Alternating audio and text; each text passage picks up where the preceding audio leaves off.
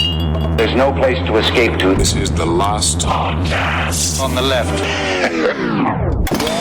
From your glade. That's when the cannibalism started. What was that?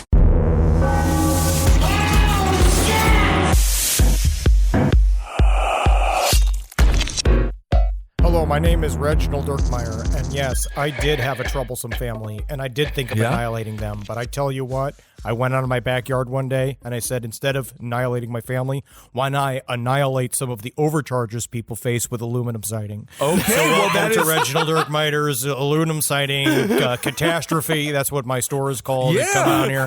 I won't kill my wife. I won't kill my precious daughters. They've left the home. It's too late for me to kill them, but instead I'll have 9 Miller Lights, and I will move some aluminum siding. Well, everybody here at Family Annihilators Anonymous, let's give Reginald a round of applause. Bam, bam, bam. No, Reginald, no, that's not part of the treatment, Reginald. Oh, sorry, I was on a hair trigger. Oh, my goodness. Welcome to the last podcast on the left, everyone. I am Ben, hanging out with Henry and hanging out with Marcus. Hi, Marcus. How are you? I am good. How are you? So scary. Are you about to annihilate all of your problems? Yeah, that hi was very much like you have a severed head in your trunk and maybe a gun in your pocket. Hi, boys. Everything is good, right, Marcus? When Marcus becomes an old-timey peanut salesman, that's how I know Carolina is dead. Yeah. Hi there. How are you? You know, the thing about peanuts is they give you protein, and you can also throw them at a corpse. What was that? Get the net. Get the net. Well, Nuts speaking and nuts. Nuts for nuts. Oh, I do love nuts for nuts. All right. Well, speaking of nuts, let's talk about... Man, I'm so good at these freaking segues. You're a professional broadcaster. Wow, Ben Kissel. Just incredible. All right. Let's talk John List Part 2 and the final chapter. So after John List decided that the only way out of his financial, moral, and religious quagmires was the complete annihilation of his wife, mother, and 3 children, he began taking steps to make his plan a reality. This is a reminder to anybody who thinks they have a lofty dream. If you take that dream and you break it up into practical steps, you too can make your dream a reality. Absolutely. Nobody sees the steps that go to you on top of the mountain, but they will see you on top of that mountain. And in this case, the mountain is your entire family covered in blood. Because honestly, a lot of times when you're going up, especially a very big mountain, the corpses that litter their way are how you find your way to the top. So in a way, the corpses that you create sort of kind of like the little booster engines for the shuttle that is you towards the pinnacle of your existence. How phenomenal would that be, though? You're climbing Mount Everest, you freeze to death, and you become the greatest step in helping others. Wow. That's actually a great way to die. I'd rather live. You don't want to be a human frozen step. No. I want to be a podcaster. Okay. I want to sit in a chair. I want to be on a set somewhere with a cashmere sweater on. All right. Now, even though John already owned 2 handguns, a 9mm and a .22 pistol, he went to the Westfield Police Department about a month before the murders to fill out a handgun permit application, which required him to leave a copy of his fingerprints. Yep, Okay. Just wanted to visit and let the police know my plans, and honestly, they were incredibly encouraging. That's very nice. Very much so said, too many families in this neighborhood. And I was like, you boys are just simply full of it today. That is strange. Hear me out. He has 2 handguns. Guns for your feet. So what you have is a trigger that's a little bit larger. That guns for your feet, and they can just go. Henry, get back here. Henry is standing up. He's going to the refrigerator. Henry, you need to hear this $1 billion idea. Guns for your feet. So now you have 4 guns, and that's all you need. Henry, get back here. 4 guns. That's all you need. You're shooting with your big toe, and you're shooting with your trigger finger. You can kill a family. Not doing the show anymore. 10 seconds. You can kill a family in 10 seconds. Set it and forget it. Use a bomb. Guns for your feet. What's really strange about this, however, is that John List had absolutely no reason to register his handguns, and he never even picked up the permit.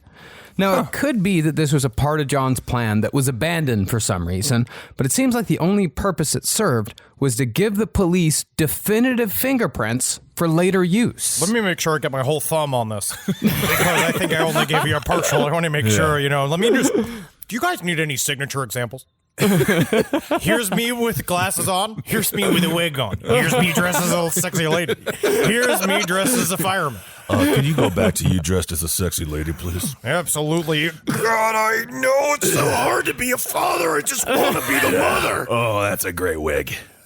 Now, about 2 weeks before the murders, John List, perhaps as a final gift to his daughter, uncharacteristically gave Patty permission to have a Halloween party in one of the List family mansion's ballrooms for all of her drama club friends. This is where I want it. When you talk about the banality of him becoming interesting, right? Yeah. And the idea that he's so flat and so nothing, he's so shallow that it becomes compelling. This is Right. one of those that actually, to me, speaks to another side of John List, that he is trying to, it's the covert narcissist part of him that is very much being like, oh, you want a Halloween party?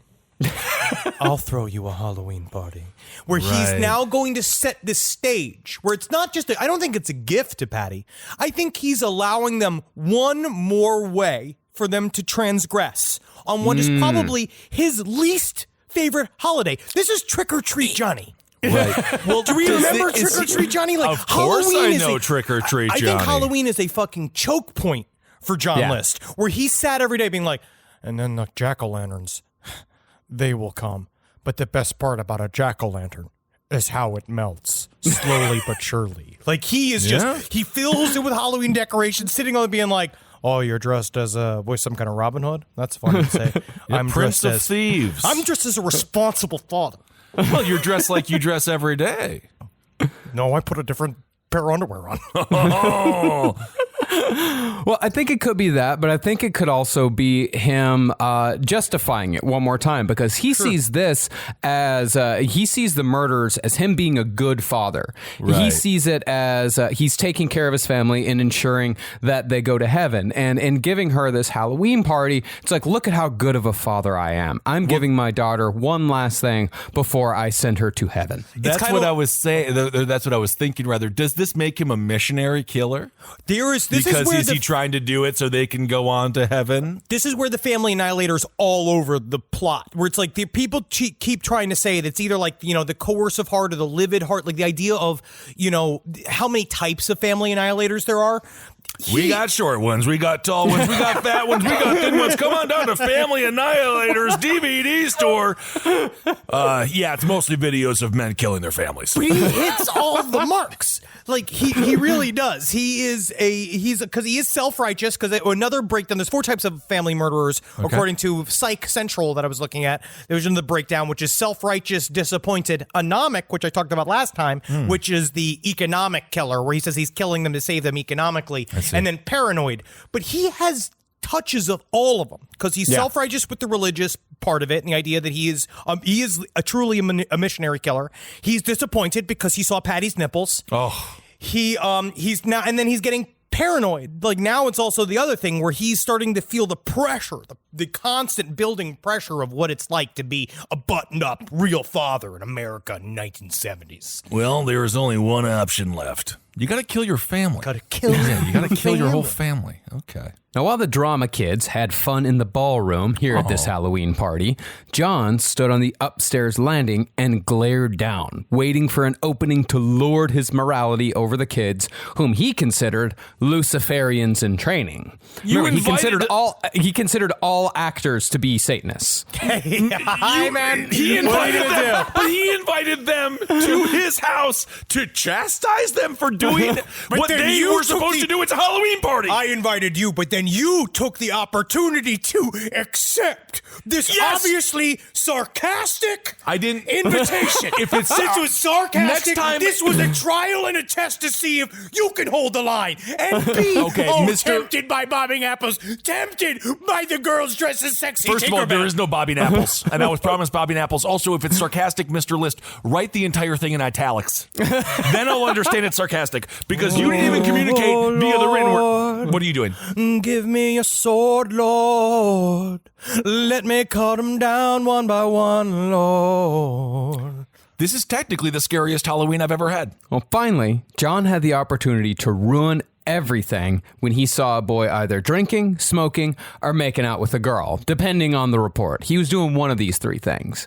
What we do know is that John rushed down to the ballroom and tried kicking the boy, but instead missed and fell down, which, which of course echoed his father's failure so many Halloweens past. You just sit him there because it's like the same thing. He just fucking made he tried to kick him in the butt. He missed. He falls down. The party laughs. He starts to hear the same laughter of the trick or treat Johnny, trick or treat Johnny. You go for the king, you best not miss. Someone has to hold the line. Well, following the humiliating Halloween party, He invited people there. He did this. He thought it would be different, but then it wasn't. After that, John moved into the next phase of his plan, which involved informing the victims in a calm and orderly fashion. In a rare move in the world of family annihilators. It is honestly almost not just rare. I think this is the only time I've heard this happen in any one of the other family annihilator cases I've researched. That is the definition of rare. Yeah. John List actually sat his 3 kids down at the kitchen table and explicitly told his children that they were all going to die at his hand very soon. You know, and it's one of those funny bits where it starts being like, first of all, kids, I hope you're enjoying lasagna. Yeah, it's great lasagna. This is It's a little too ethnic for me. It's But I'm glad that we have it here. Really? But just want to know, looking at all you kids, and I just can't help but kind of giggle. I'm thinking about What's how... in this lasagna? That is just pasta, sauce. I got some pork. I got some sausage in there. I got some bay leaves. Wow, I got you a hate whole it, thing. but like, you know what? You I made hate it. it. I hate Yeah, what the you did such a Italians good job did, making what the it. Italians made me do in World War II. But I just can't wait. I just giggle just thinking about how empty those chairs are going to be. A lot of room. I'm excited for all the room I'm going to have to just really stretch out. It's kind of ominous and strange that our dad would say that, but I guess that we'll just enjoy this great lasagna. He's just starting to get kind of manic. Like he's starting to get powered up.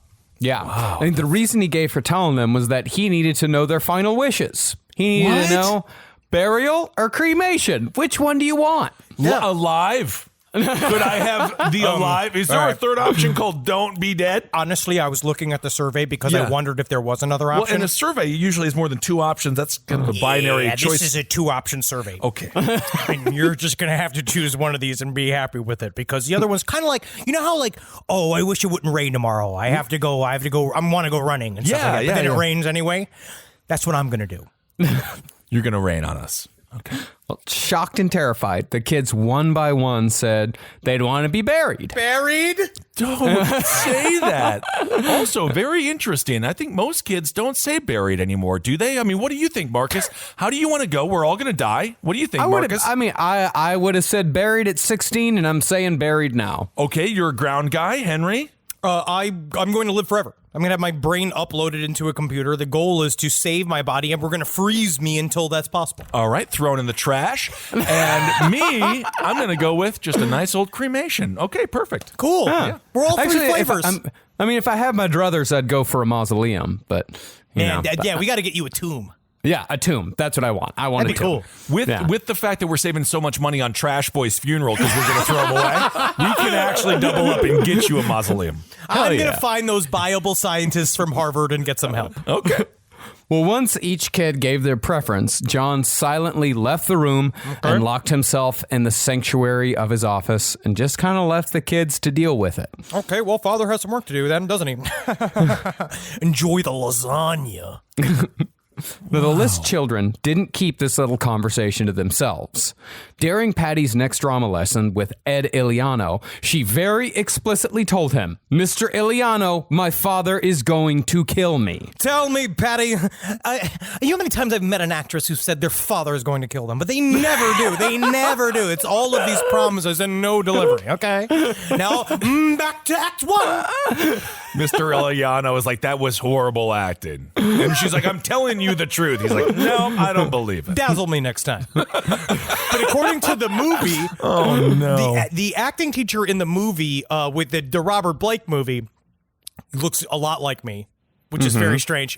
But you know how you tell he's a drama teacher? Big scarf. Oh, yes, indeed. Because that scarf, as we learned from the late, great Robin Williams, now it's a babushka. Now it's a babushka. It's a babushka. Now it's a belt. Now it's a hangman's noose. Oh, God, I forgot. That wasn't even a suicide. I didn't even mean to do a suicide joke. Oh, my God, I just improv into suicide.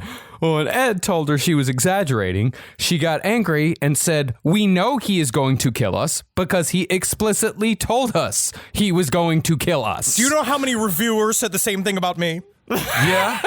I mean, really, people should have taken this much more seriously, just given the character of Mr. List, right? Because the guy isn't a joker. Well, he was the only one that was told, and she recounted the whole conversation in the kitchen. Said he sat us down, said he was going to kill us, asked us if we wanted to be buried or cremated, and all Ed did was go, whew, and just wondered out loud what the time was. Actors What are time is it? so useless. An actor is useless, but at least they're employed. An acting teacher is beyond useless. Well, that's the thing. Most actors are completely useless, i.e. the Imagine video that came out earlier this year and did nothing, no help. But then the thing is that Tom Cruise in Scientology shows what happens when you make actors active and proactive and want to save. They end up fucking whole fish in the grocery stores for some reason, but Tom Cruise also will be the only actor in LA, he's done this several times, where he'll pull over if a car is like stuck on the side of the road and he'll help you, but it's just to propagate Scientology. But you know what? At the end of the day, if he fixes my tire, I don't care the motivation. Same thing with Bruce Springsteen. He'll help you, but he'll just do it out of the kindness of his heart and to maybe get a good song out of it. Oh, yeah. Use me. Use me, Bruce. Absolutely. That's when I saw Big Fat Man Broken Down. And that was my motivation for this song called Fat Man Broken Down. I'm out of ideas. I am 75 years old. No, one might forgive Ed Iliano for not saying anything to anyone prior to the murders if it had just been Patty talking to him about all this stuff. But when Ed drove Patty home one night, John List Jr., the 15-year-old middle child, also gave Ed a warning. John Jr. walked up to Ed, grabbed his arm, and urgently told him to come by whenever he was in the neighborhood, saying, "Please understand, you are welcome here at any time." It is the equivalent of the call the police from Ren and Stimpy. Call the police. So it seems like there's multiple people at this point that could have put on their investigator He's cap the only one. or skeptics cap. Ed is the only one who's been told any of They this. only And he trusted has the an- acting teacher? He only has an investigation outfit from when they did Sherlock Holmes in the fall production. Well, Ed later said that John Jr.'s voice was full of, quote, quiet hysteria. And when Ed got back in the car, he saw John List in the window, staring daggers. And yet, Ed Iliano didn't say anything to anyone about what was, at the very least, an abusive household, and at worst, a murderous one. But there is the big reason why Ed Iliano probably didn't say anything. Yeah. Was because Ed Iliano was in a bit of a compromising position with Patty List. What it seems to Wait, what was going on? She was banging the theater teacher? Banging. I don't know if they were banging, but it I don't seemed think like they were banging. Were they just watching like White Christmas together and just enjoying the sounds of people singing? I honestly think it started as one of those Mr. Holland's Opus. I'm an old man, kind of obsessed with my new lead actress. Right? I am an old lead actress. Yeah. And they kind of had this. I thought dalliance. Mr. Holland's Opus was about a band teacher whose son is deaf. Yeah, Beautiful, but then you beautiful, forget, beautiful Cole. Yeah, you that remember. part. But then he also he's like kind of into that high schooler. He's like obsessed. He's like kind of sexually obsessed with a high schooler. I refuse to acknowledge that sex exists when I look at Richard Dreyfuss. I don't, there's no sex there. There's a couple of lucky ladies out there that love a Richard Dreyfuss. I know. Liz Warren. I put an Elizabeth Warren up there as someone who would be sexually ravaged by Richard Dreyfuss if she got a shot. I will take Jaws, Richard Dreyfuss. I think there's some sex appeal there with the whole savior thing. But she had they had like this kind of like flirty, she became really emotionally effusive with him. They became really, really close. But I think that what happened was, which I think happens very often, he was maybe sexually interested in Patty. And they were kind of having this side thing, doing extra rehearsals and shit. But then she's like, my dad said literally said out loud that he's going to kill us all systematically. And he was like, oh, this is getting serious. More than I bargained for here. All right. So not that it was his responsibility, but not a hero. No, yes, Not a hero. he wasn't ready to fully to commit. be a hero, but he could have been theoretical. Yeah, and we're going to further prove that he had the choice and said no. Oh, he's the that is just, there's just a lot to unpack here. And the second act is just not going to direct itself. You know what I mean? I have to choreograph the beer hall push scene for Hitler the musical, which I've written myself. I love that. But he should know. He's like, Mr. List is basically showing the gun, so he should know the rule of theater is if you show the gun, by Act 3, you're going to use it. Yeah. Maybe he didn't get there in the history theater book. That explains a lot. Well, on Monday, November 8th, the night before the murders, Patty called Ed Iliano again, begging him to come over as soon as he could for reasons that she wasn't clear about and reasons that we don't know today. But Ed was tired, and he was kind of annoyed with the whole thing. And he was also a little uncomfortable with the idea. Yeah. Well, I mean, he doesn't know because she was like, because it's I this call, understand. right? You get this A little call that's a little bit like, Mr. Iliano, I need you. I need you. I got to have you here. And then on one side, he's just like, God damn it, she does need me. I can't believe I was pretending to be gay for all these drama credits for so long. But then all of a sudden, but at the same time, he doesn't know that it's because John List is blasting classical music in the house, openly cleaning his gun, being like, 3 days. 3 days. Look at 3 that. days. He's just trying to rewrite Taming of the Shrew to correct all the mistakes that were made with the original document. Now, obviously, John had said something that night, because he later admitted that November 8th, 1971 was the night that he decided for sure that his plan was just, righteous, and inevitable. So what did he do? He just stared in the mirror and was just like, check. That's Check. That my plan checks out. He had, in my mind, he wanted to do this for years. This is a build, big build. Yeah. Well, according to a later confession, during that last night in the house with his family, he slept extraordinarily well. Wow. Now, even though John List made the final decision the night before, the day in question had been in planning for weeks. In fact, John's original plan, and this maybe speaks to how much he hates Halloween, his original plan was to do it on November 1st, All Saints Day, because he figured that was a particularly good day to send everyone to heaven. He had one of those like magical realist thoughts where he's like, the earth is closer to heaven on November 1st, and so that they will get to heaven faster. I only take my astronomy lessons from people who failed at accounting. But the Halloween party apparently got in the way. So John moved the date and actually circled the date November 9th on his calendar. Now, really, the preparation for the murders really wasn't so much about the murders themselves, but were rather more about John's escape, because the murder plan was actually quite simple. John planned to kill each member of the family one by one in a quick and orderly fashion over the course of the day, then stack the bodies in the ballroom where the Halloween party had been held just days before. After all that was done, John List would simply disappear. He had a plan, a man, a plan, a canal, Panama. Panama. You nailed it. I don't know if disappearing is a plan. Because we're like, how do you? What do you mean? He was going to disappear like a fucking like a leprechaun or something. Like he had a plan in order. Yeah, he wishes that he could be. You know how Batman always disappears when you turn around and you look back. Batman's you're like, gone. where is he? The problem is, every time you turn around and you look back, you just continue to see John List, and he's like, just trying to get my keys. That's really, honestly, I can't find him. I wouldn't get him. I wouldn't lose my head if it wasn't fucking attached to me. Yeah, indeed. Just like your family did, I guess. Well, in service of the escape, John canceled newspaper delivery a few days prior. What a cheap bastard! It's no. He reasoned that a lot.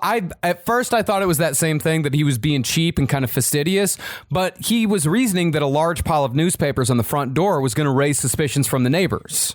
Yeah, so it's even more nefarious. Okay, all right. Yeah, it's so much more nefarious. It's strangely better than being cheap. He's like, well, at least it was a part of the plan. However, on the morning of the murders, John heard the familiar thud of the paper hitting his front door. And while he was annoyed, the first of many annoyances that day, You can't believe how I'm being tested today. he made a note. So poor guy, how aggravating to kill your whole family and the paper is showing up and my goodness.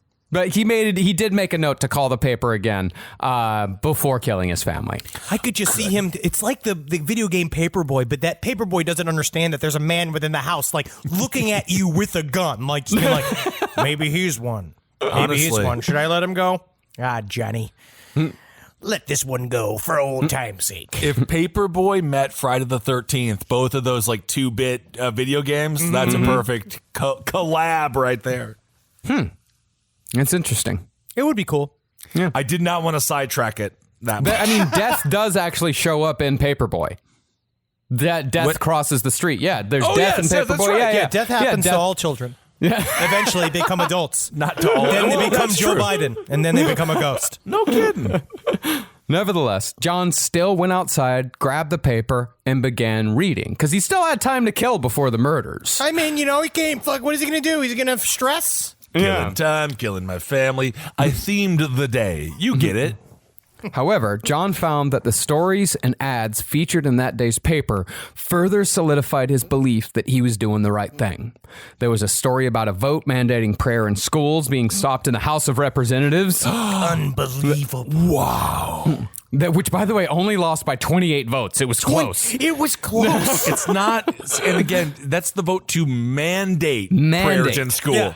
So Yes. it's not like you could still theoretically just pray, but you don't have to be forcing other people to do it. But they 28 really votes. wanted to force people to pray because you're only going to get people to believe in Jesus if you force them to believe in him. Look at John List. He's great. Oh, nailed it. There's also an ad for Bugliosi's Helter Skelter featuring Manson's smiling face. The thing I don't like about him is his beard.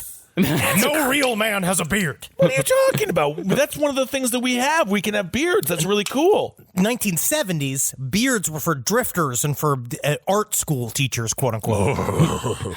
And finally, there was an ad that announced that the best-selling book of the year had been The Exorcist. Honestly. Devil is being rewarded today. That's a cool ass time. That's a cool time for the country. Yeah, I mean, that's if we were to see this particular edition of the newspaper, we would look at it like, this is fucking awesome. Holy shit. Dodged a bullet. Looking good, Charlie. Love The Exorcist. Yeah. This is the best news day in Henry Zabrowski's week. I just can't believe, man, this is going to be so funny because I say it all the time. I can't believe they made a book out of that movie, The Exorcist. I always like to flip it. See, that's what I do. I've done this 1,000 times, guys. You don't know my joke? No, I know I this can't believe joke. they made a book out of that movie I because know it's always this the book joke. that comes first. I know this joke. I'm explaining the joke because it's so funny. Actually, John List tried reading The Exorcist. He bought it. And he stopped reading after 2 pages. He threw it away because he thought that it glorified Satan. It's the freaking Exorcist. Technically, the devil's the villain in the book. I don't really understand. The priests win. Definitely glorifies the priesthood more than Satan. That's true. Yeah, but John, this edition of the newspaper, John saw it as proof that the world was fallen into the hands of the devil, which was all the more reason to send his family to heaven post haste. So at 8:30 a.m., the milkman came by for one of his twice-weekly visits to deliver the regular List family order of 6 quarts of milk, butter, and eggs. Gotta get And don't forget about the cock. I do think I have a fantasy the milkman probably studied most of the suburbs in New Jersey. Oh, yeah, he came in. As long as he was, you just had to have the natural V. Yeah, he did Yeah, because he's the those- milkman. The top pubic bone muscle. Nothing hotter than a milkman. All the milkman found, however, was a note requesting that the delivery stop until further notice because the family had gone on vacation. And here in the milkman note was the essence of John's entire plan. See, John was a student of true crime and had studied all the different ways in which a killer might be caught. So, John's personal plan for getting away with mass murder required 2 things: time and distance. John had to make it appear as if the entire family had left town on an emergency, and he had to make sure that the house attracted no visitors, like paper boys or milkmen. he knew he couldn't keep... Meddlesome little boys! Trying to ruin my plan! No, it's just the newspaper. I'm just giving you the newspaper. Meddlesome boys! It seems like you have a nefarious plan, Mr. How List. hard it is to be a father, how much stress it is! I'm just trying to give you the How hard it is paper. to hold the line! My dad told me if I got fired from this job again, he would disown me. So can you just take this fucking paper, please? I'll disown you permanently from your fucking life. Oh, man. Well, he knew he couldn't keep people away forever, but the longer the bodies went without being discovered, the further away from New Jersey John List would be. So, after the daily parade of morning visitors to the house came to an end, John, right on schedule, decided that it was time for the murders to begin. Uh-oh. With the kids already off to school, John could take his time killing his wife and his mother. It's also, the Forgot about decision the was mom. made. This has taken a long time, and he's really put a lot of work into this plan. So the way he works is, which is how he always tried to keep himself out from underneath pressure. You know what I mean? Because when he used to work at his corporate little job, his accountant job, he knew that what it takes is you got to do all the legwork beforehand so that when it comes to tax season, it's easy. It's easy, Yes. sure. So That's now- what they say. They say if you work really hard in practice, the game is easy. The game is easy. So he said he did all this work, and now he just knows he just folds up his newspaper and he says, well, time to start my first Monday of my new life. Wow, it's such a. I mean, it's really creepy when you think about how organized and patient and just sort of methodical it all is. Given Very much how heinous the crime is. I mean, it's really. I can't. It's almost scarier than someone like the always mentioned Richard Chase. Yeah, where it's just like I went in because the door wasn't locked and it's crazy. But like, there's something even scarier about this. Yeah, this isn't a crime of complete and total uncontrolled passion. This is a list of errands to be done. Wow. The daddy train's pulling out of the station. And the thing about the guess. daddy train is it doesn't care if a bunch of little kids are on the tracks. That daddy train's going to New Daddy Town. He could have just gotten a divorce again, but whatever. We know that. Well, at around 9 a.m., Helen came downstairs to the kitchen to heat some water for her coffee. John was waiting, and the two barely acknowledged each other when she came into the room, as was their custom. That's not a horrible marriage. That's their custom. That's custom. That's their religion. That's where they're from. Oh, I see. John gave Helen enough time to have a sip of coffee. Then he pulled out his .22 caliber pistol and aimed it at her head from about 18 inches away. Without saying a word, he pulled the trigger and shot her in the jaw. Helen was knocked to the floor and blood began pouring from her face. Yet she was not even close to death. So John shot his wife several more times to ensure that she was no longer in the land of the living. Now, this hadn't necessarily been a part of the plan. Helen and John's mother, Alma, lived on separate floors, and they, in fact, had two different kitchens, so they wouldn't have to interact with each other at all. One of the perks of having a mansion you can't afford. I guess. And had there just been one shot, Alma probably wouldn't have noticed. But 3 or 4 bullets fired from a pistol was sure to attract attention. Yeah. So John ran to the upstairs kitchen on the 3rd floor where his mother was also having coffee. When he opened the door without knocking, the first time he'd ever done that to his mother in his whole fucking life, she immediately asked what the noise downstairs was. Again, silently, John raised his pistol and shot his mother above the left eye at point blank range. If you look at these type of mass murders, I think they lose a little bit of what you'd call traditional kind of gore or intensity that you'd say Well, from I don't other serial know. killers. But if you see it when you look at the crime scene photos, because the crime scene photos show you just how grisly of a crime it actually was, especially the pictures of Alma. Because Alma's The dead wife? body, no, that's the grandma, was because he specifically wanted them to see him pull the gun. And so both of them died in total surprise. The look on Alma's face on her dead body is horrifying because she literally looks like, those pictures that they do in what they do with gun training schools when they go to have cutouts of hostages with their and hostage takers. She looks like one of those with her arms completely up and her face in this look of total shock, just frozen in a scream like the fucking that painting, The Scream. Yes. Yeah. Yeah, I mean, it is a look of pure anguish and surprise. Yeah. Man, and for some reason hearing the jaw being shot off you can just, I mean, you can't even really imagine what she must have been thinking. Like, how freaking nuts is that? You got your jaw shut off, and then you're like, I mean, God, that's just, you know what I'm going to say? That ain't right for no one to die like that. No. Nope. Now, as I said, John's plan was to drag all the bodies to the ballroom, presumably to keep them away from prying eyes who might peek into the windows over the coming days and weeks. But Alma List was far too heavy for John to drag down the stairs. Instead, he rolled her corpse up in a carpet runner and dragged it down the hallway, where it was crammed into a small utility room. Then, out of respect for his mother, he used newspapers and old towels to clean up the wide streak of blood left behind by the dragged corpse. So after stowing away his mother's body, John returned to his wife's. He grabbed her feet and dragged her to the ballroom, leaving behind a 40-foot-long trail of blood. Jeez. Then, in an impotent, tone-deaf gesture of gentleness, John laid out a series of sleeping bags on which to lay his family's bodies. Yeah, that makes a lot of sense. But this is, again, the deeper side of what would be called a covert narcissist, where he did this for himself. He put out the sleeping bags to make himself feel like, I'm giving a gentle send-off to my family. It's like what happened with Chris Watts with his family when he killed the little girls, when he killed his kids, which is the worst part of the whole thing. He had to kill them twice, which, again, very similar to John List in that respect. But it was if I put them someplace where I don't have to see them, it's more like they disappeared. Like Chris Watts was way more like that, where it's like they're gone and I don't see them anymore. Wow. Yeah, they're gone, and that's why, because he put them down in these big oil tankers.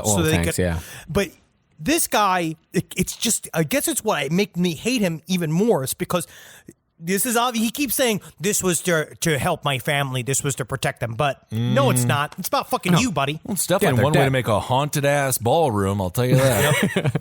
Well, once he opened up 2 sleeping bags and laid them out flat next to each other, he laid the third perpendicular above the others and rolled Helen's body into the middle of the floor pallet he'd made for the family. Helen's bathrobe was then arranged to cover her legs, and John grabbed a bath towel to cover her torso, while her face was covered by a towel from the kitchen. This time, John soaked up the pool of blood left by Helen's fatal wounds with paper towels and newspapers. This is just a pathetic ad for Bounty, and I can't believe that we're doing this. And Marcus, I'm actually upset with you for doing this in show because we know we got our big Bounty money coming. And they were like, can you work it into the show? And we're like, yeah, we can. I guess we can. Picker, upper, thank you. Your family, get Bounty. Yeah, soak up all the membranes. Yeah. Well, once the bodies of his mother and wife were in places John felt were suitable, he walked to Helen's bedroom and wiped his bloody hands on her sheets. Then, in his only moment of emotion during the entire ordeal, John rolled and convulsed on the bed.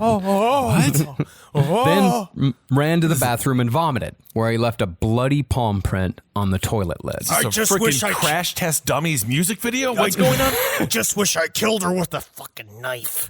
Yeah, but you used a gun. What are you upset about? I didn't want to ruin the knives. Ah, I see. Once he composed himself, John showered, scrubbed off all the blood, and put on a fresh suit and tie. He was due for a 10 a.m. meeting with his boss at the insurance company. But John called and canceled, saying his mother-in-law was sick and the whole family was heading out that very day to be with her in North Carolina. John, I can hear you winking over the phone every time you say sick. Did you, by any chance, kill your whole family? Honestly, right after I go and visit my mother-in-law, we are going to have to actually go to the doctor because my eyelids are too tight, if you can hear that. And I do need them loosened because, unfortunately, I can't have everybody know when I'm being sarcastic. Again, write it in italics next time. Thanks. John then wrote letters to the kids' schools making the same excuse, saying that the entire family would be gone for an unspecified amount of time until the emergency had passed. Then John went outside and raked the leaves in his front yard for the last time, which drew looks from his neighbor because the temperature was a record low that day, and it was also the middle of the workday. So no matter what happens, no matter the fact that eventually someone's going to go in and find all of the rotting bodies of your family, you are still too embarrassed to have leaves on your front yard. Or was he... It seems like he was also just like human. What do human do? Human leaves. A little bit. Like, I'm sure he was, right? Yeah. Just to kind of... A little bit. Almost to get through the day. Well, I think he also realized that he was not going to live in a house for a very long time. And he was the sort of guy where raking leaves on his front yard made him feel good. He liked it. He liked to set those simple things that like, well, I can just go rake the leaves and that's done and there's no skill involved. See, every father wanted a son that raked the leaves, but you know what those sons do? They kill their whole families. Look at me now, Dad, with no family at all. So technically, maybe we have killed the family. Yeah, you did by the just family not having one. Yeah, you did family annihilation just by shooting in the air. Look at that. At noon, though, John's plans hit a snag. He'd been expecting his daughter Patty home at 5 p.m., which would have made her the last family member murdered that day. But at noon, Patty called to say she wasn't feeling well and needed a ride home. Uh-oh. So John, annoyed, picked up his daughter and drove her home to her death in silence. When he parked the car, he hurried ahead inside as she collected her books so he could make sure to get a good spot to get a drop on his 16-year-old daughter. Always be scared if you've never seen your father run. If you've never seen your father run and then you watch a father who's most moved at a sandal-led saunter, if he scurries into the house being like, oh, I got a surprise, and he just said 2 days ago he's going to kill everybody, I just stay in a car. Yeah, maybe you just go to the neighbor's house or something, but... A minute later, she followed him through the laundry room, and as soon as she closed the door, John raised his pistol and fired at close range into the back of her head, making Patty the only member of the family who didn't see it coming. She fell to the floor and thankfully died quickly. Her body was dragged to the ballroom as well, leaving behind another 40-foot streak of blood, and she was laid next to her mother's body. Now, the nice thing is you could actually, I know you wanted to be an actress. Tom Petty has a music video in about 25 years called Mary Jane's Last Dance. You could be Mary Jane. Unfortunately, you'll just be a skeleton at that moment. I'm sorry, they are taking the supermodel instead. I'm sorry, they're going to have to pass on you. They're moving a different direction. Yes, I'm a bad father. By 1 p.m., John had showered and changed clothes again, and it was back to running errands. Oh, my God. He cashed an $85 personal check at the bank, then went to the post office, where he mailed the letters to his children's school and filed a form requesting a 30-day hold on mail delivery, because you can't have mail piling up. I feel like almost it's about the forms. Same thing with the fingerprinting almost. I think he loved forms. I think he thought that he was going to be okay if he just did all the proper paperwork. They'd be like, well, we can't arrest him. He went down, he did ABC, he did it all right. We know for a fact that that is correct. He actually almost got away. He almost got away, but there's something about like this idea of like he did all these like jurisprudence things where he like walked around and he did all these like governmental bullshit. Yeah, like it's very strange. Yeah, but it is all in service to the plan. It's all back to the plan again and again. Well, still at the post office, John also scheduled a special delivery to his house to be carried out that afternoon at 5 p.m. That special delivery was a letter containing a note and a key. Next, he went to another bank and cashed a check on his mother's account, which drained the last of her money. See, when Alma List had moved into the mansion in Westfield, her account sat at a pretty hefty balance of $50,000. But by this last day, John cashed a check to drain the last $200. Oh. And also cashed in a stack of savings bonds worth $2,000. So they spent all of his mom's money on this money pit of a house, probably, it's right? It's not just that, it's everything. It's their way they were living. And the so clothes, their lifestyle. He really just... that's how much of a fucking planner he is. You can just see him buttoning up his suit and just be like, you know the difference between me and you? I make this look bland. But he went and he took it to the very last minute. Yeah. Like he was borrowing and stealing to the very last second. Yeah. And this, the $200 and the $2,000 in savings bonds, that was the last of the List family money. And that would be what John would use to start his new life the very next day. But it seems like he negated the most important part of escaping, which is money. You'll see. You start. Okay. He has an understanding. Okay. Yeah. Okay. Now, by 3 p.m., Fred List, the youngest son, showed up to his after-school job and learned that Patty had gone home sick from school that day. So he called home and asked for a ride back to the house, presumably so he could take care of his sick sister. Apparently, Fred was a very sweet boy. Oh. John, again annoyed at the unexpected change in plans, picked up his youngest son and again drove him home in silence, and again rushed out of the car so he could get the drop on his kid as soon as he walked in the door. He's annoyed they're messing with his murder the whole family plan. What he actually doesn't understand is that they're actually helping him with his plan and giving him these opportunities more than them showing up at surprise while he was murdering the family. They were all good little kids calling him and letting him know all of the shit that was going on. Meanwhile, because they could have interrupted him moving a body. Yeah. This time, however... So he should not be so... Technically, he was too blessed to be stressed in this moment. Well, all right. This time, however, John faced his son as he raised the gun, and Fred was fully aware in that moment that his father was making good on his promise to murder his whole family in cold blood. And after firing a single fatal shot, John again dragged the body to the ballroom where Fred was laid next to his mother and his sister. But following that murder, John's plan was nearly discovered by the only family member left. John Jr. was supposed to go to soccer practice, but since the day was unseasonably cold, practice was canceled, and John Jr. ambled on home early. Luckily for John Sr., however, he saw his son walking up the driveway, so he was in position when John Jr. walked in the door. But when John Jr. walked in the door, also probably saw all of the blood, he saw his father raise the gun, and he was able to dodge the first shot. But all this meant was that the bullet went in John's back, not his head, and he fell to the floor wounded. So John List fired again, yet John Jr. still would not die. John Sr. then pulled out his other pistol and two-gunned the murder like it was a fucking action movie. Like John Woo.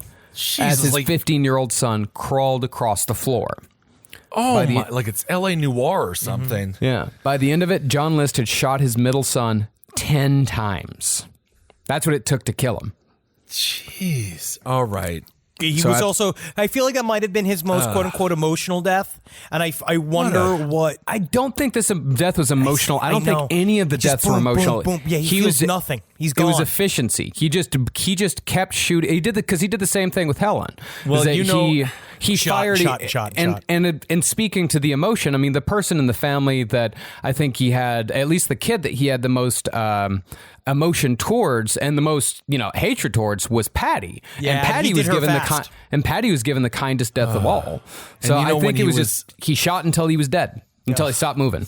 And when he was shooting John Jr. with the two hands in his gun, he was just like, why can't they invent guns for feet? So then I could have 4 guns. I'm going to walk out. So, I was just, I guess the idea died with him, didn't it? What if a good song comes on? You can start fucking killing randoms. That's up for you to talk to the judge about.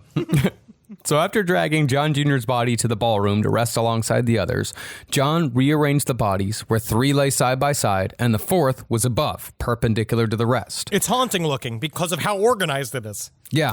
It's never good to have human Jenga in your house with a bunch of corpses. It looks like a tiny little Jonestown. Like it's that sort of laying out of the bodies. I mean, thank God this guy wasn't more charismatic. It could have been a Jonestown. I mean, this guy didn't have the personality to be a cult leader. Something about the idea of the way they were all plotted out. It just shows just how much time he spent with these dead bodies. Yeah, like it's very strange. It was all day.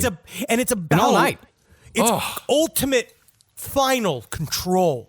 And the sweet you think silence. He was happy hanging out with the corpses? He talked about it immediately. I mean, when he goes on the road, he himself said he felt a relief because of how much strain he was under. Mm-hmm. And so this is a sense of relief that he has when they're all dead. Huge relief. And after all the bodies were arranged in a manner that was to his liking, John dropped to his knees and prayed for forgiveness. Did it. Boom. Look at that. Isn't that nice? Forgiven. Yeah. You could have done that. You could have not done that. Nope. Had to drop the knee. Had to do it. Yeah. Okay. Mm-hmm. That meant that in John's belief system, if he were to drop dead at that very moment, he'd be welcomed into heaven with open arms. Thanks, God. Is he up there, family, huh? I mean, one thing, though, actually, I didn't really think about just how my family might actually be mad to see me in heaven, but we'll cross that bridge when we get to it. You know what I mean? It seems like a fatal flaw in the religious doctrine there. But. Well, a couple hours later at 5 p.m., the mailman arrived with a special delivery letter John mailed himself earlier that day. But John set it aside for the moment because there was still a few loose ends to tie up. At 7, he called his pastor, the good Reverend Eugene A. Raywinkle, at the Redeemer Evangelical Lutheran Church. It's cute. It's a cute name. That's a cute Reverend, name. yeah. Gene Raywinkle is that's a hell of a man right there. Yep. Yeah, I mean, as long Honestly, as he has no sex crimes against children, He might have a 12-inch cock. I don't know. Well, the two of them had a friendly chat, and John told his pastor that the family would be in North Carolina caring for Helen's mother until further notice. John then called Ed Iliano, Patty's drama instructor, and told him that she'd be missing theater workshops for a bit, and she would be unable to participate as an understudy in the upcoming performance of A Streetcar Named Desire, as was planned. Also, I'm just going to put this right here and say you straight up, your Midsummer last summer, honestly, was superb. Yeah, I think that he would just be upset that it didn't take place during midsummer. He'd be like, technically, it's fall. This does not line up. Yeah, This is not the fall. This is not the season I am experiencing. No. Next, John sat down and wrote a series of letters on stationery which had been ordered for a consulting business that John had attempted to build but had failed to get off the ground. Along the top of his customized stationery, it said, John E. List, career builder. Family annihilator. What? Yeah, what career? Who would go to him for help? First, John wrote a letter to his mother-in-law, who was completely unaware that she'd been used as a means of subterfuge in John List's escape. The letter apologized for the murders, but gave List reasons, namely that he couldn't support his family anymore, but didn't want everyone to go into poverty or hell. Done and done. Another slam dunk. Yeah, checks out. All right.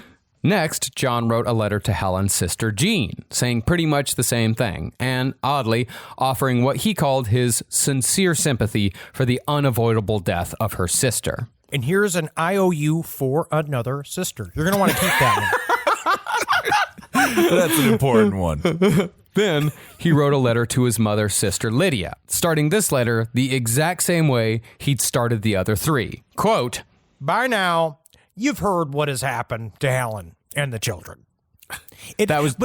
That's how he started it. every single one of them. By now, what's he going to start with? Hey, how you doing? Hey, how's the what's up? weather? How's them hanging? Low and to the left? Me too, brother. Yeah, you know what? It's a good point. After you kill your family, how do you address it in the letter? Yeah. Well, the way you address it is that you act as if it's a storm that came in. You may have heard. Yeah. This thing just happened to them. Yeah. He didn't do anything. It happened to them. They brought it amongst them onto themselves. They did this. It's like they killed themselves. I just was like the guy that, like, unfortunately had to pull the trigger. Yeah, but You it's hard made for you. me I'm actually do more this. sympathetic towards you, Look John. at my finger, and it got burnt. It did. It got burnt by the barrel. Well, that's actually why I'm so happy you're here, because I've been in the business of guns for feet for a long time. Sure, you I got find a this sore. business- Do you honestly- have a sore trigger finger? How's your toe? I find this business to be irresponsible, and I actually think that you should visit me, Johnny List, career builder. We'll start talking about how about instead of building guns for your feet, double guns, so you have twice the gun for your hand. That works too. Well, this letter to John's Aunt Lydia was the first one that mentioned his mother, although he again justified his actions by saying that he'd saved her from untold anguish that would have resulted coming from his actions, and that he had relieved her from, quote, this veil of tears. Whoa, he's getting fucking like goopy with it. Yeah, he really is. He's getting flowery Now, with what it. is this? This smells like a vagina. This candle smells like a vagina. Next, he wrote to his Put out boss. that flame! Put out that devil's flame! Help the fumes and fuels of indecency. Last podcast, butthole candles coming in May. Next, he wrote to his boss at State Mutual Life Insurance, a man named Bert, and he apologized for the way he was quitting his job. He is really circling around the things he should be apologizing for. I already apologized, and it's as good as as not doing it. I apologize. Okay. He then added, quote, I want to thank you for everything that you did for me. You treated me better than any associate I've ever dealt with, and I am sorry that I have to repay you in this way. I'm sorry. So, this is not I'm an done. act Kathy moment. What do you mean you're... I said I'm sorry. I don't know what else you want from me. An apology is, Also, is the how is most this hardest repaying thing me? to say. It's so hard to give a genuine apology. I didn't ask for the blood of 3 virgins as payment. I'm sorry. What did... Okay. So this... No, so it's a he letter to really... Bert. So he's just sitting there, and at this point, the corpses have got to start smelling. No, it's just they're all fresh, buddy. They're fresh. He's These are just covered- ours. no, but the human body defecates right away. You smell death fairly quickly. It doesn't have to be Yeah, I'll decomposing. smell shit. Yeah, I mean, it's Just going to saying, be... he's sitting there smelling. It's got to not smell great. It's a big house. You know what, guys? I'm a fucking idiot then. He's sitting there, and it smells like a Glade plug-in, and it's just a beautiful summer rain. Well, John saved the last and longest letter for his pastor, the good Reverend Gene Raywinkle. Oh. In this last one, John further justifies his every decision, writing to the pastor as if he's trying to plead his case to God. John actually wrote, in what was an unwittingly damning indictment of Reverend Raywinkle's character, that, quote, You are the only person that I know that, while not condoning this, will at least partially understand why I felt I had to do this. Oh, I think you're greatly overestimating my ability to handle Man someone up, killing Gene. the whole family. Man up! Understand how hard it is. You understand? I'm a You pastor. lead a flock. You lead a flock. I And haven't what do killed you do with anyone. a flock? You shave them, right? You get Well, wool from I a don't- flock. You get no, you don't mutton shave from the birds. flock. You don't Sometimes- shave birds. You're a shepherd. I'm a shepherd. Sheep. Flock of sheep. Not a flock of seagulls. Also, Gene, I've had it up to here with you. you're mad at me? You just killed your whole family and you're mad at me? Now you're going to have to understand why I have to do this. Now you're dead, Gene. Father Gene. God damn it. Also, you can insert your own Ray Finkel jokes here. Well, the one thing about this letter, which I love, is this constant reiteration of, if we had only all gone in a different direction, we'd be in a different place. I don't know about the we part. See, he keeps saying we. He's just like, we really just couldn't get past this point. We all couldn't rise to the occasion, rise to what God wanted from us. But it's like, it's weird because he's not included in the annihilation. Yeah. There's no we. And he You know, keeps it's saying, like, them. if we only had one of these things to deal with, then we would have been fine. But all of them together, it's just too much to bear. If, say we were poor, but Patty wasn't into acting, then that would be fine. If I didn't see her nipples on Wednesday, we might be fine. Okay. Interesting thing, I guess one last thing about the control with John List and his children is that even though all of them had told them that they wanted to be buried, John explicitly said in his letter that the kids preferred cremation. And What? John also added that it needed to be done as cheaply as possible. Yeah, because also caskets are expensive. That's the truth. Funerals are very expensive. So all of that is monetary. Yeah. He wanted to see the fear on his family's face when he told them that he was going to kill them all. He wanted them all to beg and be like, no, daddy, we'll follow whatever you want. Like, he wanted them to all flip and change. And he thought that him presenting this final ultimatum was going to make them all change as human beings. They will change. It's called aging. And they're not going to be kids forever. That's not fast enough. Just wait until they're 40, and then you can be a grandfather or something. John then asked to be dropped from the congregation rolls and wrote that the murders were most likely what God had wanted, because God hadn't answered any of his previous prayers concerning the kids, his wife, or his financial situation. So you're going to give this a 93.3% of this is what God wanted, 93%? Listen, I'll show you. God, all right, I'm going to kill my family. Silence means I can go ahead. God, I'm going to kill my family. Your silence is implicitness. All right, well, thank you. All right. Oh, actually, hold on a second. John, I was just about to answer you. I was actually shoving a pineapple up Hitler's ass. What? John, must have been nothing. Well, finally, after signing his name, John ended the letter to Reverend Raywinkle with this postscript. P.S. Mother's in the hallway in the attic. 3rd floor. She was too heavy to move. What? Okay. Do you need to make the fat joke? Also, this is the postscript. I think it was I think it was more of a weakness thing because she was an elderly woman.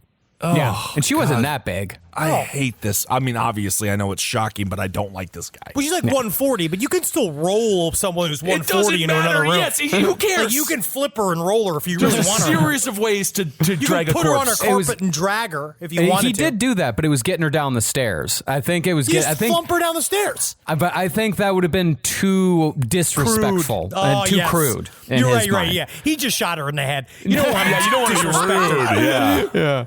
Well, after writing all the letters, John then opened the letter he'd mailed to himself earlier that day. The key contained therein fit a lock on a desk drawer in his office, and all the letters he'd written were locked inside.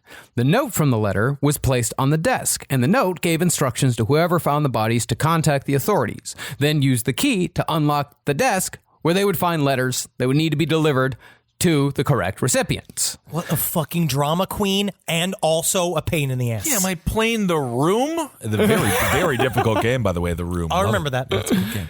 I don't understand this. Like, I don't know if I don't know if he wanted to introduce like an element of ritual and finality to the murders, but I don't understand why he had to go to the post office, mail himself a key and a note just to leave the key and the note on his desk. I also love that he pointed out, make sure to go to the authorities. Like, I was going to go to the water park. Like, well, no shit. He had a version of OCD.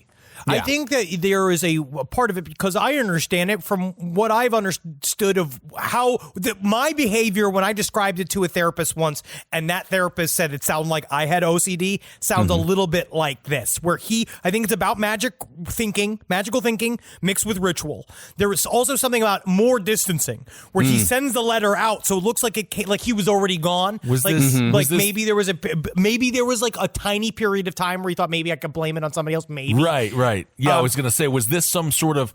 Did he think that he was going to be able to get away with it? Did he think that he was going to be able to... he definitely thought he was going to get away with it.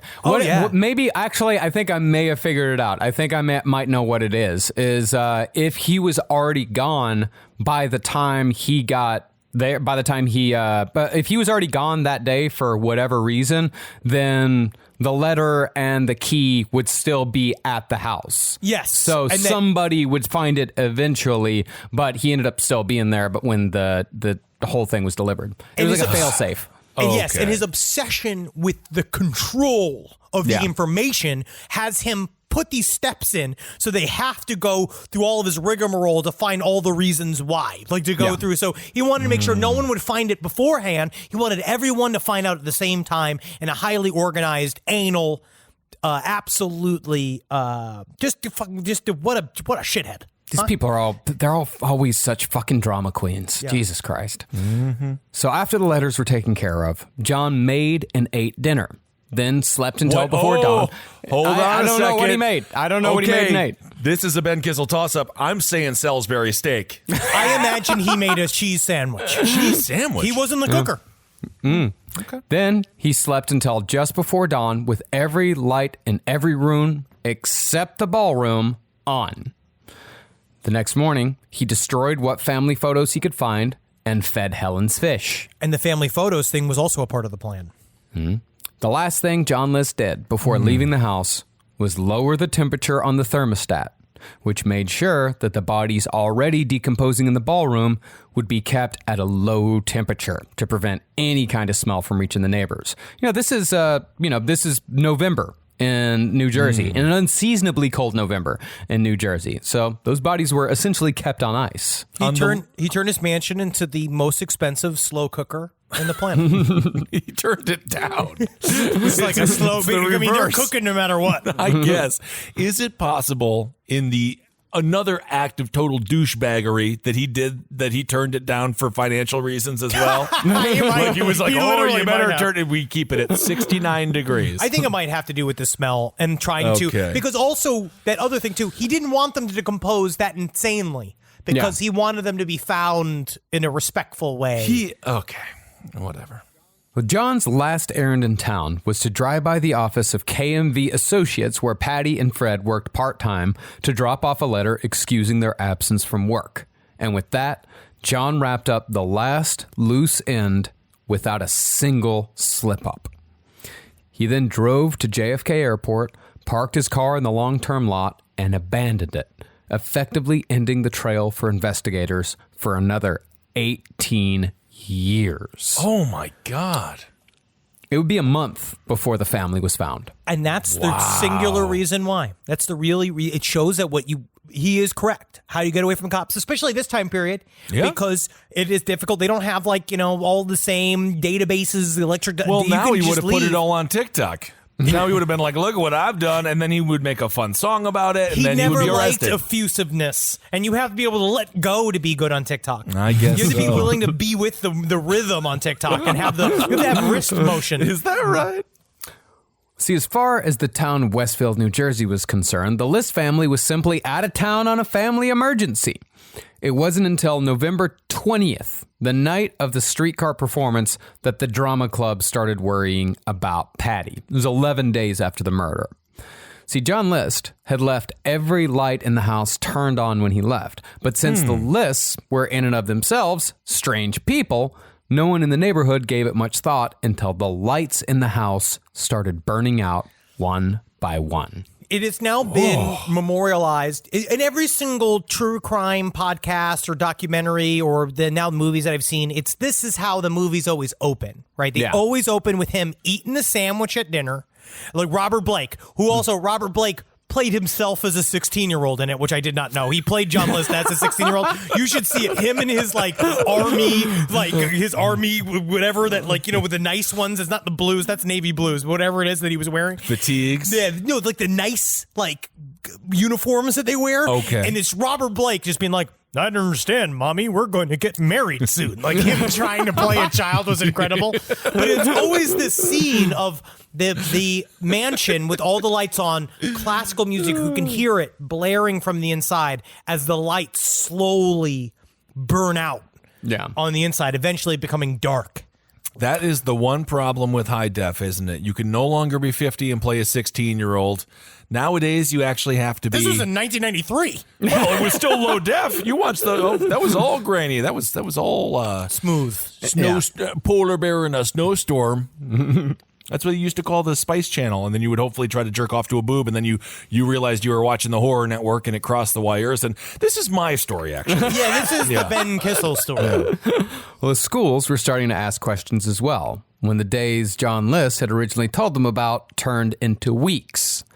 Ed Eliano, the drama teacher, tried talking to the police, but they said they couldn't do anything because there was no evidence of wrongdoing. But without a Patty, there is no winter review. Well, and isn't that the biggest crime of all? And finally, on December 5th, almost a month after the murders, Ed Eliano decided he was going to take matters into his own hands. I will use my costume from the Cat Burglar Diaries, and I will go over there and show them that maybe, yes, I am an actor during the afternoon, but in the evenings, I, too, could be a man who does a bit of investigation on his own. I kind of need to see this guy do that, yeah. He drove to the house and searched the windows until he finally found one that was unlocked, and so Ed entered the List home. Okay. And after a very brief search, Ed came upon the bloated, decomposing, maggot-infested bodies of Helen and the children. Oh no! Yeah, that's your actor. No. Oh, this is too much. I mean, kinda. Upon seeing them, Ed ran away, got into his car, and drove home in what he said was a blackout state. He said he doesn't remember it. Oh, he didn't call the police? Gone, see the pretty countryside. Merrily we roll along, roll along. You can just see him totally shook, opening up his car door, turning the key. Oh, Oklahoma. And just be like, all right. Oh, the only thing will calm me after this is a nice glass of milk and a little bit of Hamlet's soliloquy, chapter 3, verse 9, 7, 4, 11, 12. That could all be real. I have no idea. He said that the sight was so overwhelming that it took him 2 days to fully process it. My slippers didn't fit for 2 whole weeks. Wow, that's really sad. He didn't call the police? No. Okay. Well, I mean, whatever. Well, he finally decided after 2 days that he had no choice. He had to do something about it. So he went back to the house. Wait, yeah. Yeah. So he went back to the house and made a lot of noise breaking in this time. Just call the police. I'm breaking into this home. Can you see? Who's that incredible singer? Oh, it's the drama aficionada. Just call the police. And that caused the neighbors to call the cops. And when the cops I am useful. When the cops finally entered the house, they found that John had left his favorite classical music station playing on the radio at full blast. Hey, I'm Symphony Sid. You just kill your family? Here's a song to take you back to when you had a family. Do you need to calm down? Here's some Wagner. This will help you really drift off to sleep after killing 1, 2, 3, 4 of your daughters. 4 days later, John List's car was found in the JFK long-term parking lot during a routine check for stolen vehicles. But there was no evidence whatsoever of where John List had run off to. All right, hear me out. He either got on a plane and went to start a new life, or he became one of the cars. We need to open up every single one of the trunks. Like, just like one VW bug just turns into John List. 1971. This was the crime of the century in New Jersey. So Police Chief Knuckles Moran put everything he had into finding John List. That is a nickname that I don't want to know how he got. That's how deep I get. I guess. But since John had obviously left New Jersey, the FBI got involved as well. First, they put up flyers in pharmacies all over the country because John List had such severe hemorrhoids that he consumed a conspicuous amount of Preparation H. Hey, you know, not. Everyone You're leaves gonna a trail. relate? You're gonna Everyone relate leaves a trail. Oh, it should not be your hemorrhoid drip on every seat that you sit on. God, they're gross. Then the FBI put up flyers in every optometrist they could find because John was so badly nearsighted, he had to frequently change his prescription.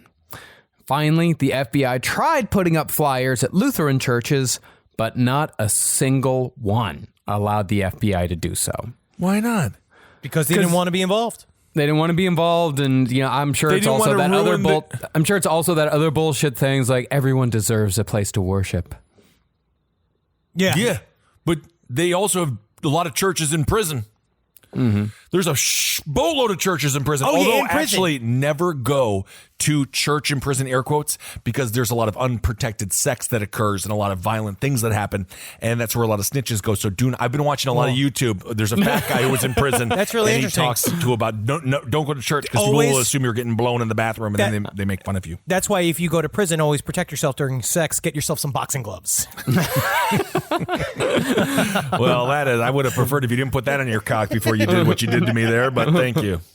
One interesting thing that the cops discovered in their deep dive into the life of John List was that the pious churchman, so concerned with the morality of America, had rented a P.O. box for the sole purpose of ordering porno mags. Of course. Of course he did. They're all like this. You think that OnlyFans is making it just on the backs of liberal America? No, liberal America's broke. You know who isn't? The evangelists. They are doing great out there. They're all over OnlyFans. You know how many times you see a guy with a toe for a head and one of those Christ is my savior Twitter bios who's all night just being like, I'm going to shove my fucking ass inside your ass, bitch. I just don't know how to have sex. My ass I'm inside of my your ass ass. in your ass, you woman. All right. I saw my very evangelical Christian teacher at El Dorado's in Stevens Point, Wisconsin, and I made sure to make eye contact with him. I was underage, and he shouldn't have been there, and so it sort of canceled each other out. No one spoke of it. Other than the hemorrhoids and the glasses, though, Knuckles Moran and the FBI didn't really have much to go on. Then, less than a year after the murders, an unknown arsonist doused the former List house in kerosene and burned it to the ground, destroying the last vestige of the List family in New Jersey. Is there a house that was rebuilt on this burial ground that's Probably. obviously haunted? Maybe. Okay. But this is also why he destroyed the family photos. Remember, this is 1971. There is no Facebook. There is no picture. The only way someone would actually how would have people communicate? But you know what I mean? Like there's no real way to track somebody. So if you destroy the only And you had physical 10 evidence, pictures total. Yeah. If you destroy those pictures, you legitimately lose all trace of who you used to be as a human being. And then it's also difficult for them to, if they don't have pictures of you, how do they spread the pictures to say this guy murdered his family? Right. Mm-hmm. As far as where John List went, he was smart enough to leave the Northeast entirely. Within days, John had made it to Colorado and soon bought a trailer near Denver for $1,500 under the name Robert P. Clark, which Robert Clark was a dude he knew in college. Yes, and he assumed he would be caught within a week or two. Mm-hmm. Okay. That's what he thought at first. He's like, they'll come and get me. But the main note that he kept hitting was how relieved he was and how now he just kind of felt like, he's eating carbs. You know what I mean? It's eat, pray, love. He's having a great time. He's growing out his armpit hair. And again, I have no problem. If you live in a trailer, that's just wonderful. And there's a lot of great people who live in trailers and it's affordable living. Love it. But isn't this exactly what he didn't want? Wasn't his whole thing No, I he don't want thought- to have economic peril, and now he's in a trailer? He thought his children couldn't handle it, but he doesn't mind living a broke lifestyle? he holds the line so hard. It's like a big ropey dick. You know what I mean? He has that line so firmly thank inside you. of his Like a meaty big ropey palms. dick, yeah. He just really grabs it from the bottom of the shaft to the very tip of the line. Yeah. And he holds it. There's only one person that has the moral strength to live in a trailer So- and not succumb to the devil. His cock is the hammer, and he is Thor. And he's the only one And that who can wield touch his it. own penis. Okay. Well, John List laid low for months, reading historical novels and the Bible while he accumulated a bed, a refrigerator, and a stove, slowly rebuilding a life of routines as Bob Clark. Eventually, List got a job under the name Bob Clark as a night shift cook at a Holiday Inn along Interstate 70, where people found him to be a friendly, quiet man who flinched when anyone cursed. Pussy. Oh my God.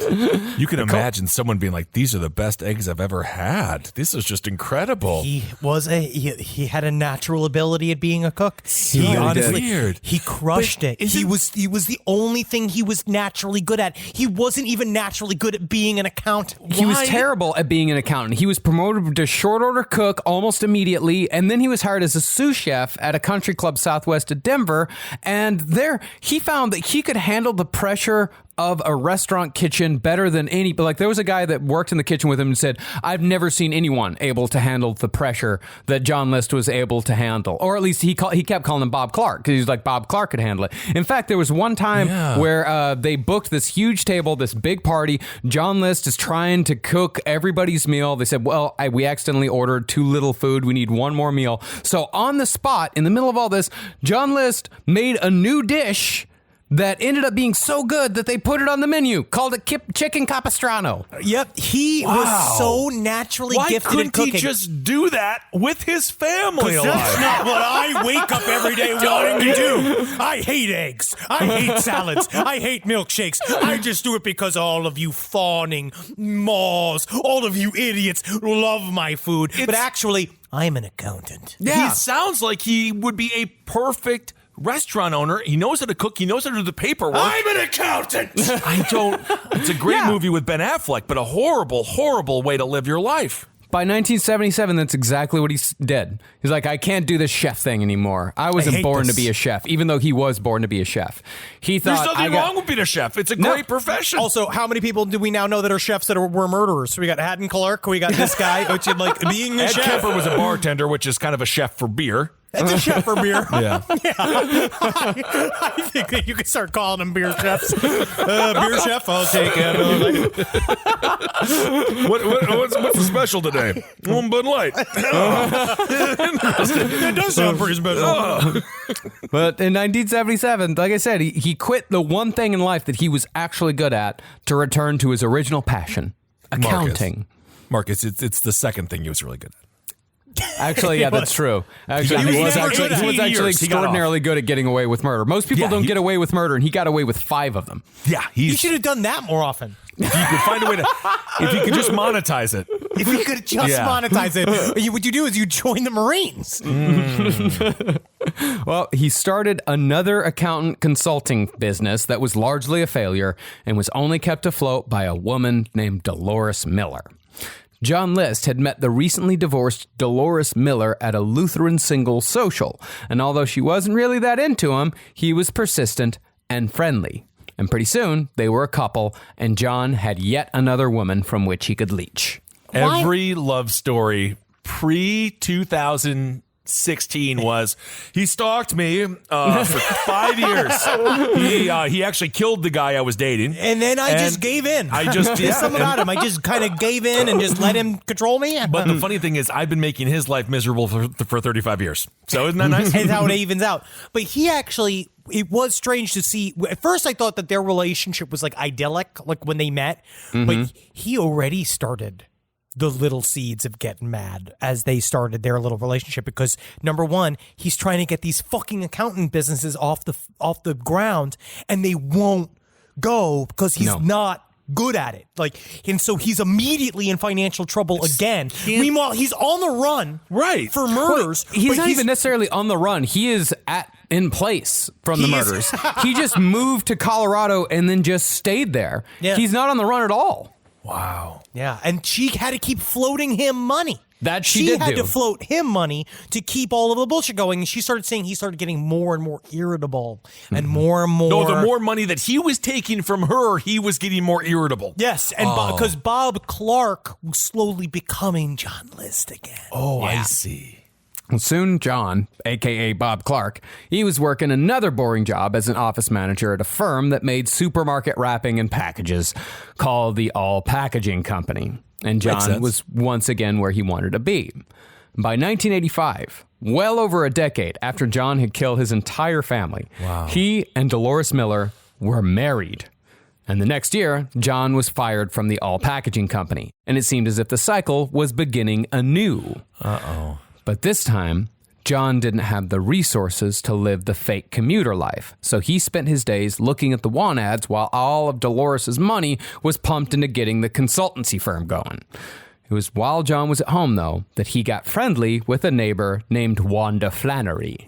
Friendly, I'll put in quotation marks. They I'll put in spoke with each other. He's from doing time to time. everything. He's doing. Okay, just go on. I'm sorry. He's living the life he tried to proclaim he was against the whole time. He's holding the line. All right.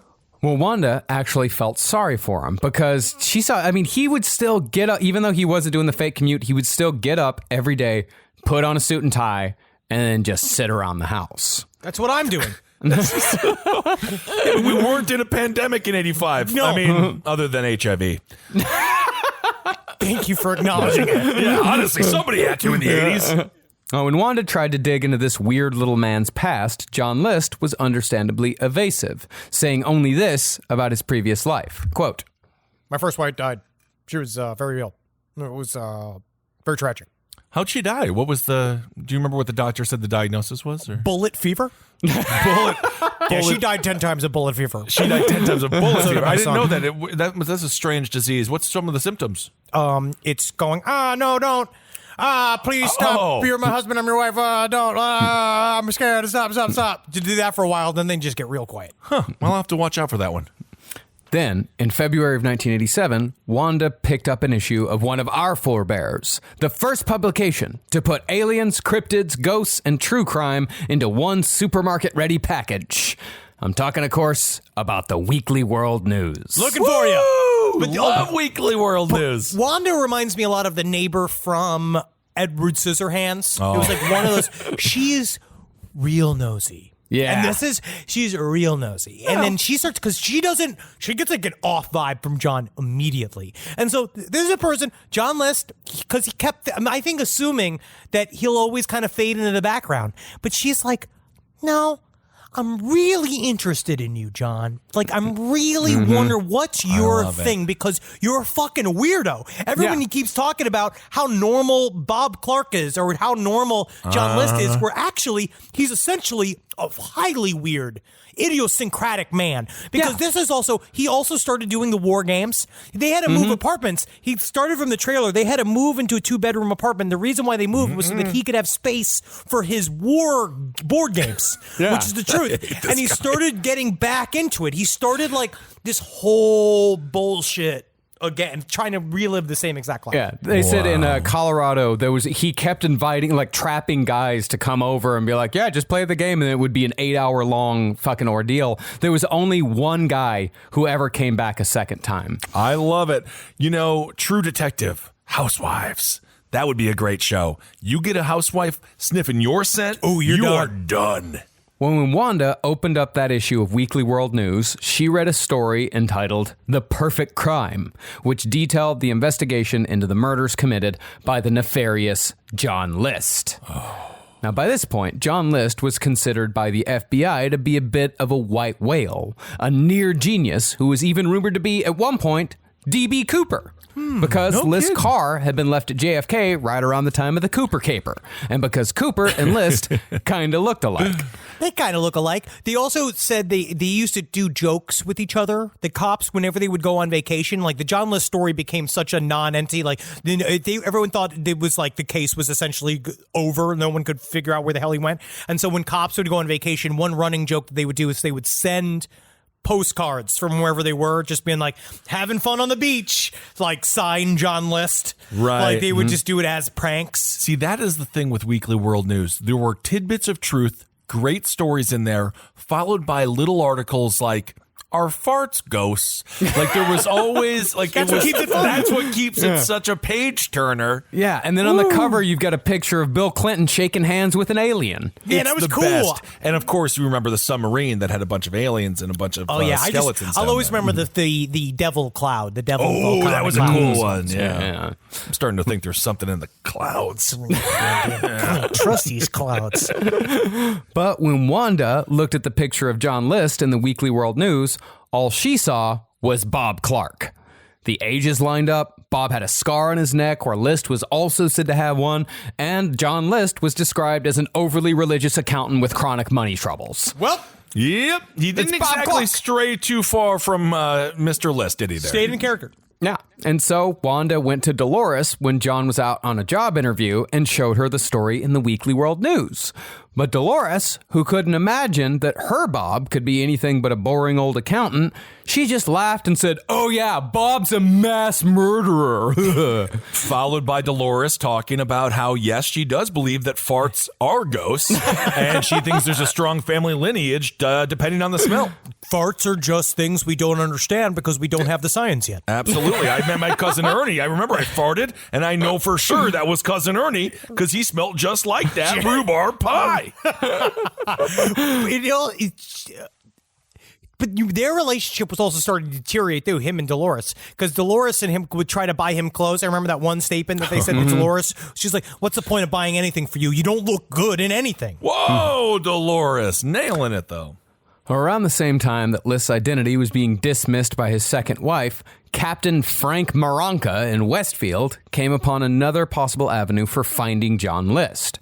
Maranka's boss got a hold of the people at America's Most Wanted. But we're told that the case was too old and the trail was too cold for the story to be of any use on their show. And Unsolved Mysteries rejected it for the same reason. What?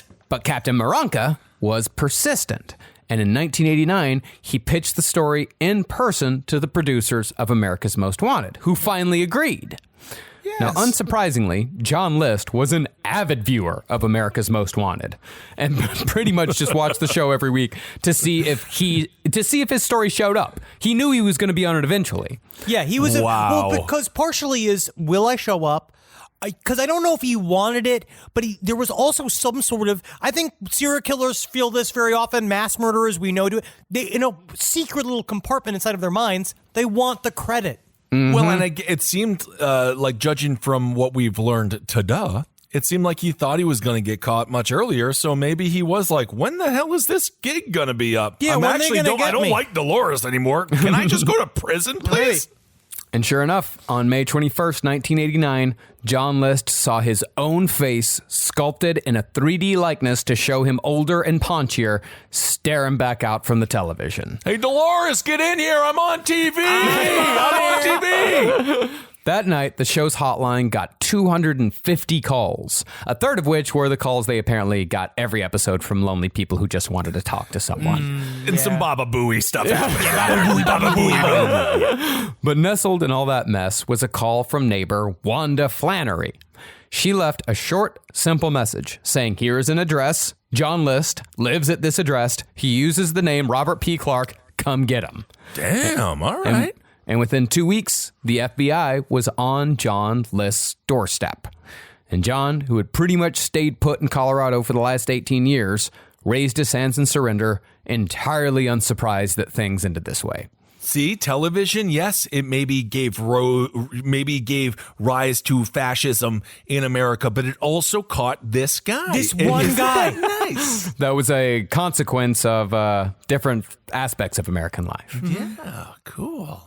Now, although you might think there was no way John's wife Dolores didn't know, she said when questioned by the FBI that she didn't even know who John List was, adding that John couldn't be her husband because her husband was the nicest man in the world. Yeah, Goebbels used to be a great tipper. I guess. Was he? I don't know.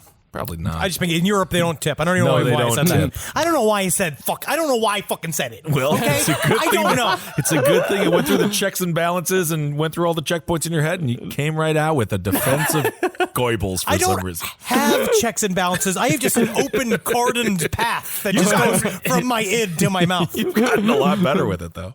But when Bob Clark was fingerprinted moments later, his fingerprints matched those that John List had left with the Westfield police 18 years earlier for the handgun registration he never even fucking picked up.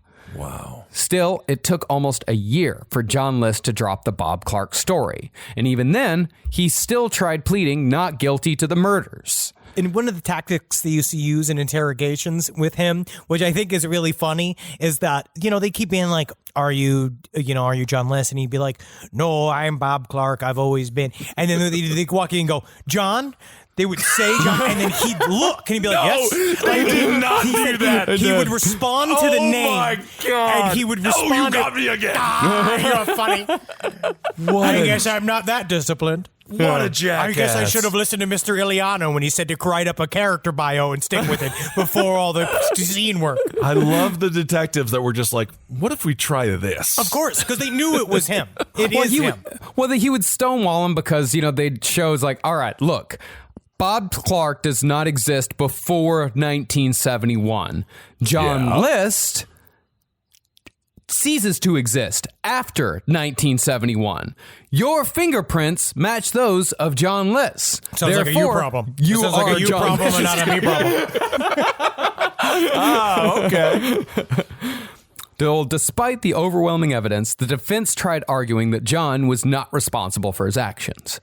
They said that John wasn't programmed to deal with overwhelming problems, that he was steeped in old world values, and his obsessive compulsive tendencies led him to the murders, which, in their opinion, that's enough to let him off the hook. Well, they truly just thought that OCD was just this horrible they try to make it like it was like an antisocial personality disorder kind of shit, where it's like mostly from what I have discovered is that OCD is a self-punishing thing. Yeah.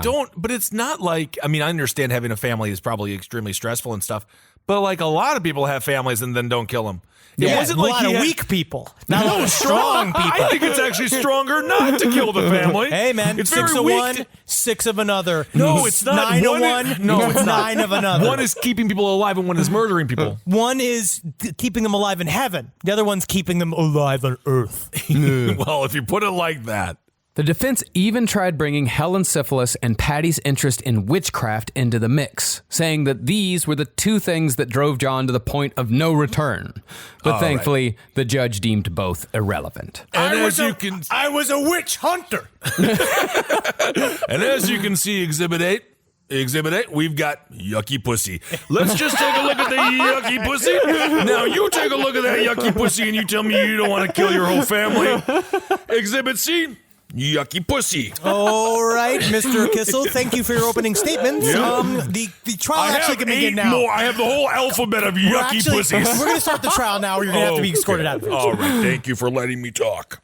Predictably, John List was easily found guilty of 5 counts of murder and was sentenced to life in prison on April 12, 1990. When asked if he would do it all over again, though, he said he wouldn't. Wow. He said he wouldn't. Growth is possible. You mean to tell me people don't change? So 1990. 1990. We had a life. He lived a lifetime. Oh, yeah. Had a full 20-year his time on the run relationship. could vote. His time on the run could smoke. Oh, yeah. 18 years this man got to live. Well, from what he said, he didn't think he would get away with it for more than a week or two. But when weeks passed and the murder still hadn't even been discovered, he decided to just sit back and enjoy the freedom. In fact, he said that after a while, he didn't even think about his former family or their murders except on the anniversary of their deaths. But that day, you could just see, because, that's the day when he had like an extra glass of schnapps. And he just would sit in that chair and just stare and just stare and just stare. But then he was fine. I don't trust introverts for a reason. That's This what is I'm another saying. one. Yeah, we're living in an introvert's fucking world right now. I know. It's You very guys keep scary. saying that. It's not that we don't like it any more than you do. What's that? Oh, yeah, I know. how your This seems plans like go. it's I know very your interesting that they plans say go. that. No, Marcus, you're technically an introverted extrovert still. Yeah, because I know, true I know. introverts are. I know that you're 70% introvert, but Yeah. that 30% allows I say you to talk. 65%. I've seen him out there. Yeah, you I've seen him gotta- dancing out there. I know. I've seen him dance. I've seen You've him seen me dance. drinking and dancing. No, on your wedding when you were truly happy. And the That is Texans, true, at the wedding, Man, yeah. his family can dance anyway. Yeah. The Texans are a crazy dancer. I didn't expect it. They dance like motherfuckers. It was a beautiful wedding between the Mexicans and the Texans, and then I was just sitting there like a Midwestern, being like, looking at them. Just be like, look at them have fun. I wish I could do that. This is fucking Isn't that great. nice? That's why I could never get married. I'm horrified of the dance. That's why. I'm serious. I have nightmares of it. It's a dance. You have nightmares of it. It's very easy. You just sway back and forth to a and song everyone you really la- like. No, It's everyone your wedding. laughs at you. You don't have to have a dance. I would not. Well, I have eyes. If I have eyes for someone, they're going to want to dance because they want to show me off. You sound like John List. Well, John List's last, I guess, bullshit. John List, I mean, he actually tried absolving himself one more time by co-writing a rambling, unedited manifesto that he called Collateral Damage. Oh my God. But nobody bought the story. No. And so Jackass. And so John List, forever rejected by the corporate capitalist elite that he wanted so badly to join, died in prison on March 21st, 2008, a lonely relic of rigid moral hypocrisy best left in the past. So Nice. 18 years of freedom and 18 years behind bars. Yeah, man. This is. I and can't believe he died lived an old until man. Obama was elected. Yeah, he lived to be a very old man. He was Well, sort of almost. remorseful, He lived to see Obama campaign. which was him and his Most Dazzling. So at least he got to see that show. Yeah, at least he did. Wow. He stands as an example of a family annihilator that is still very unique. And the world of family annihilators gets more and more complex because, again, as you try to, people so long still trying to wrap their minds around why do people do these quote unquote extended suicides? These like full on like families literally destroying in the most symbolic murder possible, like just destroying themselves in any evidence of themselves. And he actually had a lot more reasons why than others. Like if you look at other people who've done it, like I could see more of like the livid heart, the idea of like someone ramping their actual abuse, physical abuse up until murder, and that does happen more often. But these stories of these like oftentimes it's also a partner on the side, but it doesn't seem like he didn't have an affair or anything, right? No, he just was done being a daddy. And when daddy says it's over, then it's over for everybody. I guess. All right. Well, thank you all so much for being with us on the John List Part 1 and 2. Fascinating story.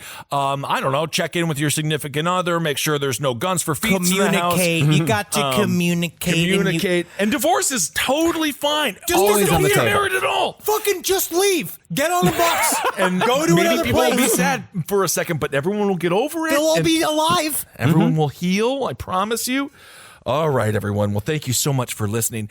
Let's see. Do we have any housekeeping, any clerical, speaking of clerical things with John? Well, first I have to get my bullets, then I have to get my alibis. No, I'm sorry. Are I you should've going to said kill Wendy? I said the quiet part out loud. Yes. Say the. We have weed coming.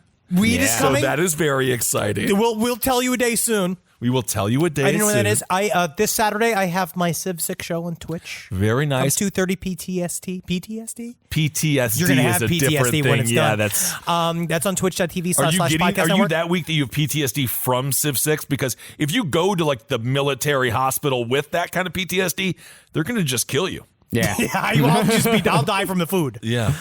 Then we have Last Stream on the Left is coming back. So this is our plan. What we're going to do for now, because the meeting that we're supposed to have with Twitch hasn't happened yet, and I have no fucking clue when it's going to happen. They're not rushing. I don't know if they like us very I don't think so. But we will find out. We're supposed to find out. So until then, this is our temporary. This is what we're doing for now. This could be permanent too. We'll see. I don't know. Last Stream on the Left will be live 5 p.m. PST, 8 p.m. EST, and it's going to be live. For our Patreon subscribers, it will be live. So from 5 to 6 p.m., you're going to get, this is on PST, you're going to get the show. If you're a Patreon subscriber, you're going to get a link to come see our show. You're going to see our show live. But then we're going to post it for free on YouTube for anybody to see for free immediately, either the day after or the next day. For some after. reason, I feel like you've made it confusing, but I do love it. I mean, that's just the plan. I do love it. Yeah. The plan is because we want the show to be free as much as possible, but we also, we want to do something for our Patreon subscribers, so that's what we're doing. That's right. So, of course, you can give and subscribe to our Patreon. Thank you for everyone who has done that. So, yes, absolutely. The stream is back on Patreon. We won't be in it. It is just going to be us and you. Well, Yeah. Marcus and I still room. have free speech jail. It's still Marcus is actually the warden. I've been doing a pretty good job as a CO. I don't know. You don't have any. I don't even have any clue how much weightlifting I've been doing in free speech. I've been going to the legal room and doing a lot of research. Really, yeah. Mr. Panzram? Yeah, and me and my Muslim brothers, we are. You're going to see what we're going to organize. You see my tiny hat that I've been wearing? I love it. Honestly, that would be a great phase 3 for your life. Yeah. You have to convert.